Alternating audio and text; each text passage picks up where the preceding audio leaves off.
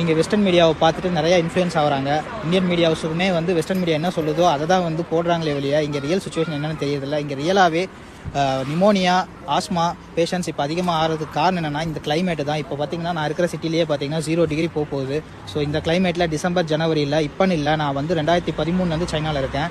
எப்பயுமே டிசம்பர் ஜனவரி பிப்ரவரி மந்தில் நிமோனியா வந்து கொஞ்சம் அதிகமாக தான் இருக்கும். அதே மாதிரி இன்ஃப்ளூயன்ஸான்னு சொல்கிறது, ஃப்ளூ, இது எல்லாமே நார்மலாகவே அதிகமாகும் டியூ டு கிளைமேட் சேஞ்சஸ் தான். இதை வந்து மற்றபடி இவங்க சொல்கிற மாதிரி புது வைரஸ் உருவாயிருக்கு, திரும்ப பேண்டமிக்கா, லாக்டவுனா, சைனா ஃபுல்லாக லாக்டவுனு, எமர்ஜென்சி அனௌன்ஸ் பண்ணாங்க, இங்கே இருக்கிற மக்கள்லாம் ரொம்ப கஷ்டப்படுறாங்க, சைனா அரசாங்கம் மறைக்குதுங்கிற மாதிரி எந்த ஒரு சுச்சுவேஷனும் கிடையாது. நீங்கள் உண்மையான கல நிலவரத்தை பாருங்கள். இந்த யூடியூப்பில் உட்காந்துட்டு தமிழில் இங்கே சைனா வந்திருக்கவும் மாட்டாங்க, வந்து பார்த்துருக்கவும் மாட்டாங்க, அதே மாதிரி இங்கே என்ன நடக்குதுன்னு தெரிஞ்சிருக்காது, சும்மா அடிச்சுடுறது இஷ்டத்துக்கு.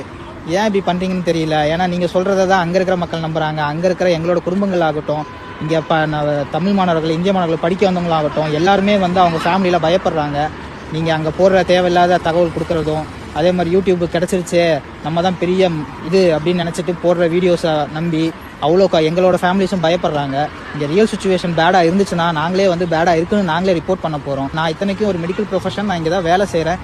எனக்கே வந்து பயத்தை உருவாக்குறாங்க. ஏன் இப்படி பண்ணுறீங்கன்னு தான் தெரியல.